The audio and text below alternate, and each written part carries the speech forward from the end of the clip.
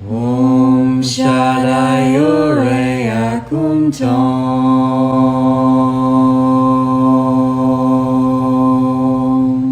Well, thanks for that. This is Modern Monarch. He's a TikToker, and also, coincidentally, he is an alien. And he thinks you might be an alien as well, and he's keen to help you find out. Here are 3 signs that you are from the stars. Sign number 1, you've always been unreachable. Yeah, unreachable. The phone signal out there is just, once you get past the Kuiper belt, just no reception at all. Anyway, Modern Monarch sometimes is a very intense and mysterious alien. We are among you, and we're done pretending. And sometimes he's like a cool gangster from the hood alien. I ain't an alien for fun, bruh. I'm here on a mission, dog. And I don't lose sleep over you not believing me. I don't know why he thinks we wouldn't believe that he's an alien. I don't know. But anyway, he is not afraid to ask the big questions. What if everything we thought we knew about history was just the surface of a much deeper story? Yeah, it's a good start, isn't it? Now, is he A, going to follow that up with something really profound and interesting? Or is he B, going to follow it up with something completely and utterly nuts? I have absolutely no idea. I'll let you decide. What if JFK wasn't just a president, but a Pleiadian contactee that was pushing for disclosure in a world that wasn't ready? Option B it is. JFK was also an alien. What if Pleiadians, seeing the bigger picture, allowed events to unfold for a higher purpose? Yeah, and what if that piece of mud I stood in yesterday was actually a piece of unicorn feces, which would one day grow into Optimus Prime from the Transformers?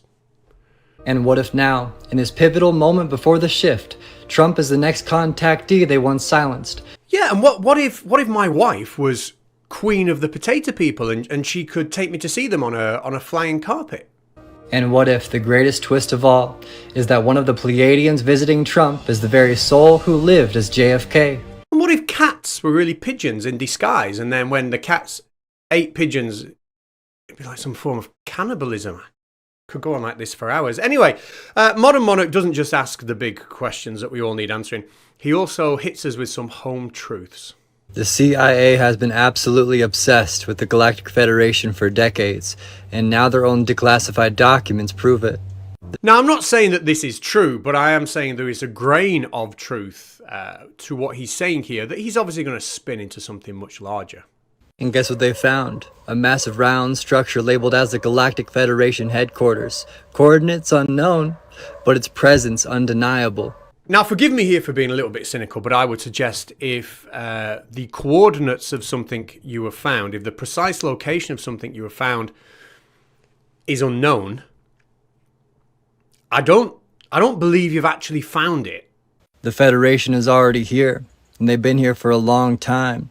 They've been waiting for us to rise in frequency, to reclaim our sovereignty, and to break free from this false reality matrix. Anyway, if you are watching him and thinking that this is all woo-woo nonsense, then he's got a message for you. So for the ones that still call this woo-woo nonsense, check out the CIA's own documents, remote viewing the Galactic Federation headquarters in 1988, and failed. They can't hide it anymore. The truth is out, and they have been watching.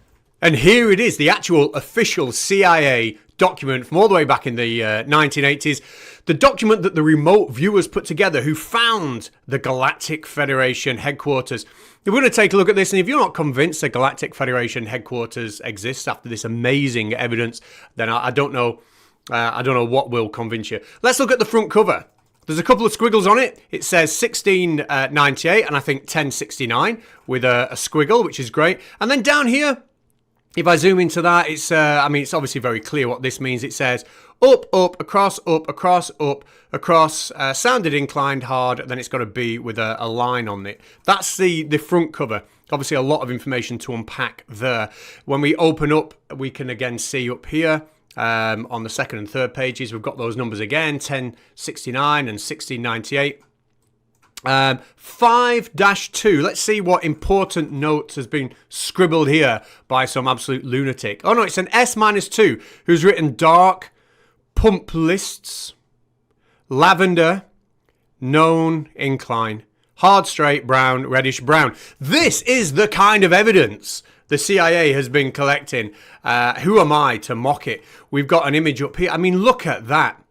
Look at that. That is significantly better than anything I ever did at play school. We can see, it says here, lots of detail. Something round. Hard straight brown. I did something that was hard straight brown this morning. Let's not talk about that. Reddish brown. Purple, lavender brown, dark. This is great. What's on the next page? Let's just zoom out. Now here we get some kind of view of what this alien planet might actually look like, where the Federation might be located. And we can see that we have, you know, clearly detailed mountains. We have something here that just says flat on it.